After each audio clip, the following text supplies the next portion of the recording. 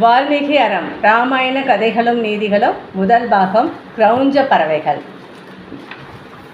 வால்மீகியை பாலபருவத்தில் காட்டில் ஒரு வேடன் வளர்த்து வந்தான். குடும்பத்தை காப்பாற்ற சம்பாதிக்கும் வழி தெரியாமல் அந்த காட்டு வழியாக சென்றவர்களை வரிமறுத்து பொருள்களை பறித்து பிழைத்து வந்தான்.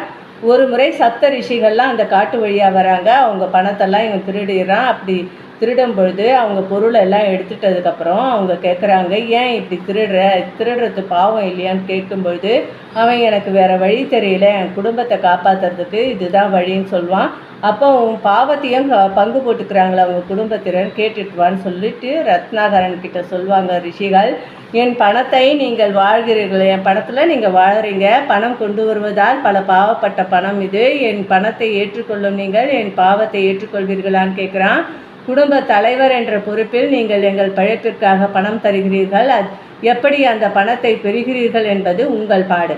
பணம் சேர்ப்பதில் நீங்கள் பாவத்தை சேர்த்து கொண்டாலும் அந்த பாவத்தில் எங்களுக்கு பங்கில்லை என்று நிர்தாட்சியமாக சொல்லிவிட்டார்கள். இதை கேட்ட ரத்னாகரன் அதிர்ச்சி அடைந்தான். என் பணம் வேண்டும் ஆனால் பாவம் வேண்டாம் என்பவர்களை நான் எப்படி குடும்பத்தினராக ஏற்றுக்கொள்வது என்று அவன் சொல்கிறான். அப்படி சொல்லும் பொழுது, நல்ல குடியில் பிறந்த நீ சூழ்நிலை காரணமாக தான் இப்படி மாறிட்ட, அது முற்பிறப்பில் நீ செய்த வினை, இனி நீ நல்ல கதிக்கு வர முடியும், தினமும் நாங்கள் சொல்லும் மந்திரத்தை சொல்லுன்னு சொல்லிட்டு ரிஷிகள் சொல்கிறாங்க. மரா மரா என்ற மந்திரத்தை சொல்லி கொடுத்தார்கள். ரிஷிகள் சென்றவுடன் ரத்னாகரன் ஒரு இடத்தில் அமர்ந்து மரா மரா என்று மந்திரத்தை ஜெபித்து வந்தான். வெகு காலம் தியானித்து கொண்டிருந்த அவன் உட்கார்ந்த இடத்தில் புற்று உருவானது. அவன் உட்கார்ந்துக்கிட்டே ரொம்ப நாள் சொன்னதால் புற்று உருவாயிடுது. அந்த புற்று புதர்கள்லாம் சுற்றி வளர்ந்துருது.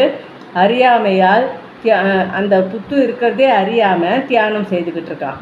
அப்படி இருக்கும்போது சில காலம் கழிந்த பிறகு அந்த வழியாக சப்தரிஷிகள் வராங்க. ரத்னாகரனே வெளியே வா என்று அழைத்தார்கள். உடனே அவன், நாங்கள் சொன்ன மராமரா என்ற மந்திரத்தை தொடர்ந்து உச்சரித்ததால் நீ ராமராம என்று மாறியது, அதனால் நீ ஞானியானாய் என்றனர். புற்றிலிருந்து வெளிவந்த ரத்னாகரன் வால்மீகி என்று அழைக்கப்பட்டான். சப்த ரிஷிகள் ராமநாமத்தை உச்சரிக்க செய்தாங்க. முற்காலத்தையும்